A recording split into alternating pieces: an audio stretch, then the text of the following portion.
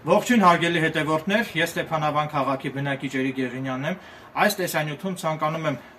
առաջին անգամ խոսել Ագաթա Քրիստիի դետեկտիվ վեպերի մասին։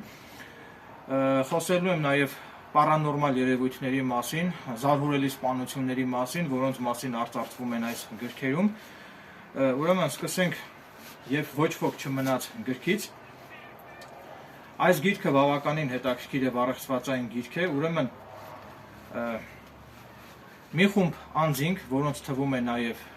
մի դատավոր, ով անարդարացի կերպով դատում էր մարդկանց, հավաքվում են, ինչ-որ հայտնվում են հանգամանքների բերումով, հայտնվում են մի անմարդաբնակ կղզում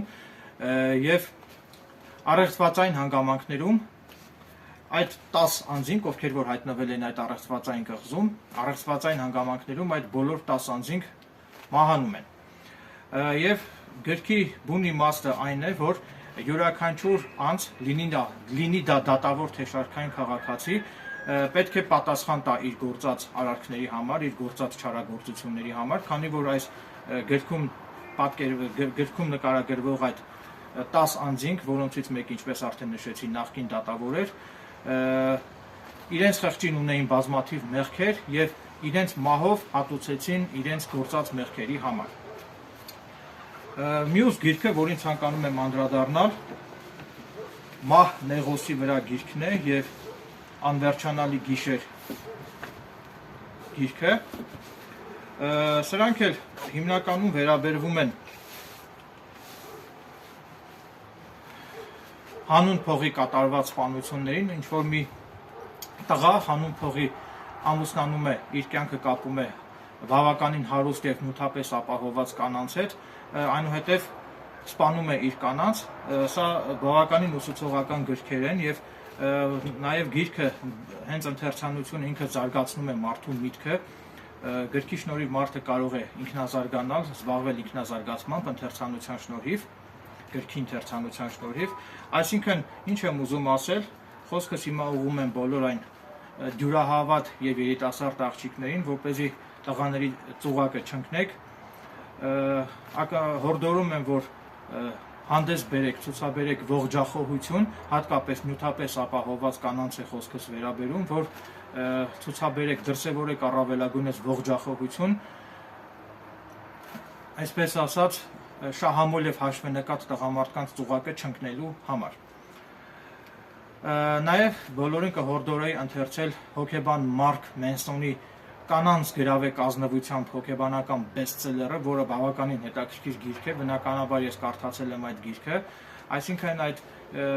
գրքում նկարագրվում է այն հոգեբանական մեթոդները, այն հոգեբանական հնարքները, որոնց կիրառման արդյունքում հնարավոր է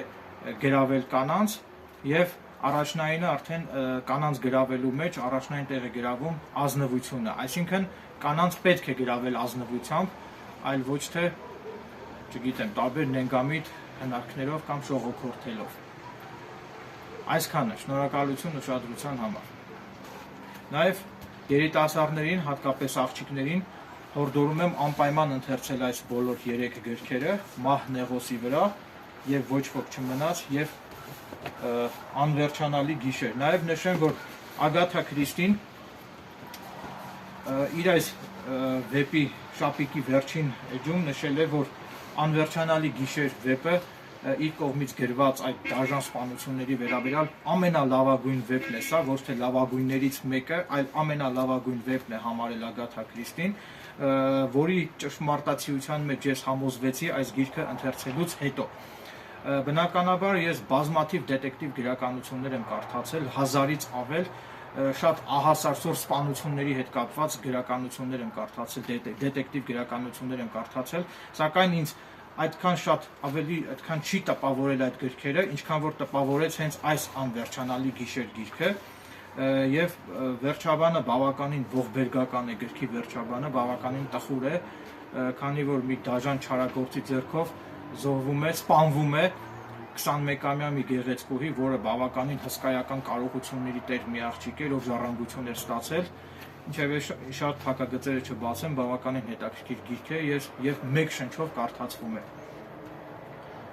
Այսքանը, շնորհակալություն ուշադրության համար։